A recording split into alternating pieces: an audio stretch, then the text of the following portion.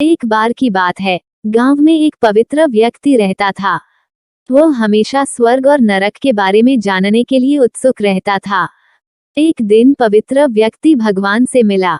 जब वह भगवान से मिला तो उसने पूछा, प्रभु, क्या आप मुझे बता सकते हैं कि स्वर्ग और नरक कैसा है? भगवान मुस्कुराए और उसे दूसरी दुनिया में ले गए। वहां वे दो दरवाजे के सामने खड़े थे। भगवान ने उसे जाने के लिए कहा और प्रत्येक दरवाजे के अंदर खुद जाकर देखने के लिए कहा। पवित्र व्यक्ति ने जाकर पहला दरवाजा खोला। वहां उसने एक बड़ी गोल मेज देखी जिसके चारों ओर लोग बैठे थे।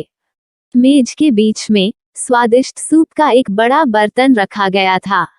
वहां बैठे सभी लोगों के हाथों में बहुत लंबे चम्मच थे। मेज के बीच में स्वादिष्ट सूप के बर्तन तक पहुंचने के लिए चम्मच काफी लंबे थे, लेकिन लंबे चम्मच के कारण भोजन से भरा चम्मच लोग मुंह में नहीं ले पा रहा। लंबे चम्मच की वजह से खाना ना खा पाने के कारण वे सभी दुबले पतले और बीमार लग रहे थे। वहां के लोग बहुत दुखी थे। वहां पीड़ित लोगों के दुख को देखकर पवित्र व्यक्ति कांप उठे। वह उस कमरे से बाहर आया और दूसरे कमरे का दरवाजा खोला। दूसरा कमरा बिल्कुल पहले कमरे जैसे ही था। बड़ी गोल मेज और उसके बीच में एक स्वादिष्ट सूप का बर्तन।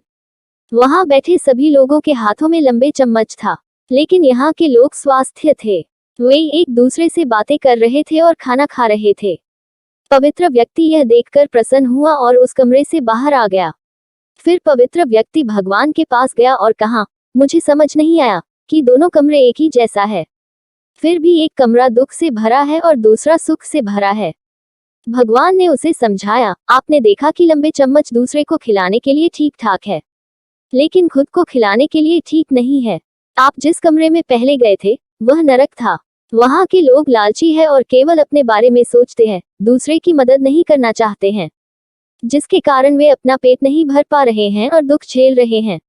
और दूसरा कमरा स्वर्ग था। यह उन लोगों से भरा है जो एक दूसरे की परवाह करते हैं और प्यार करते हैं, एक दूसरे को उन लंबे चम्मच से खिलाते हैं जिससे वे स्वस्थ और सुखी रहते हैं।